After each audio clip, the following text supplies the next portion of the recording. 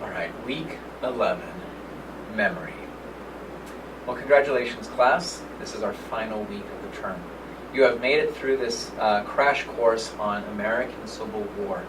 It is truly my hope that this material that has been presented has shown you a different side to the Civil War than that which may have been presented in Civil War documentaries or in high school level courses. It is my hope that you are able now to think about the Civil War from a variety of angles. We have looked at the ground level. We have looked at the experiences of everyday men and women who were impacted by the Civil War. We have looked at the Civil War through the lens of gender, looking specifically at how different genders experienced the war, different expectations that were established for them. We've looked at the war from a geographical perspective, both materials or events that took place on the East Coast as well as those that took place in the West.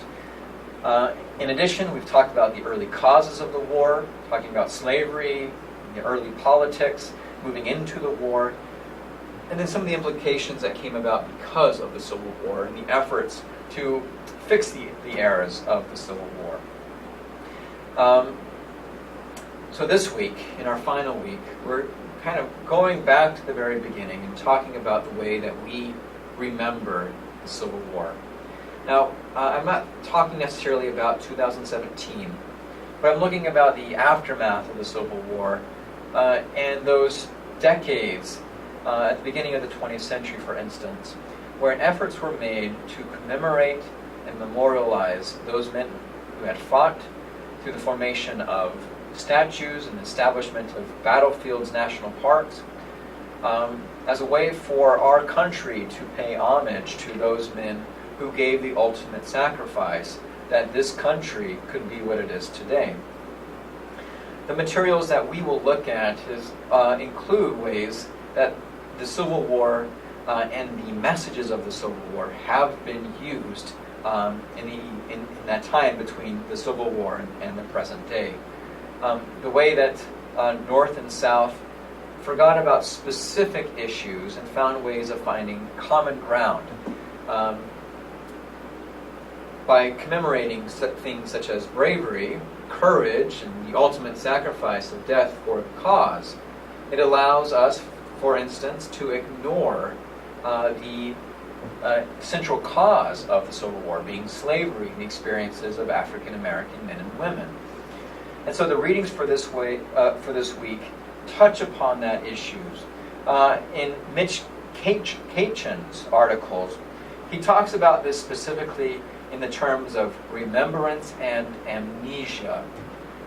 Now, I guess a question for you to consider is whether this is selective amnesia, whether this is forgetting by choice, or whether or not there is a political or economic incentive to feign amnesia about what actually happened during the Civil War. Now, this week's materials should communicate in our minds with the material that we looked at in week 1, when we looked at the surveys of how Americans think about the Civil War, and we made connections between those findings and regional differences, even political differences. All right. This week, also, students will be responsible for submitting their research papers, which will be due by Wednesday, September 20th, as well as their presentations. The research assignments are for me. I will be reading them. The presentations are for your colleagues, for your classmates. This is an opportunity for you to take the material that you have researched and written about and prepare it in such a way that your classmates may also learn from your research. So both of those assignments will be due by Wednesday. Class, after you've submitted your essay, after you submitted your presentation, please go back into them, watch your colleagues' work, please provide some commentary to them, give some feedback for the strengths and weaknesses of their comments. And again, I want to thank you so much for your participation and patience with me this term. I hope this experience has been valuable for you. All right. If you ever need to get in contact with me, you have my email address. Please shoot me an email. Let me know how things are going, especially as you near graduation or have exciting things happen in your life. I would love to stay in touch. Best of luck to you in yours.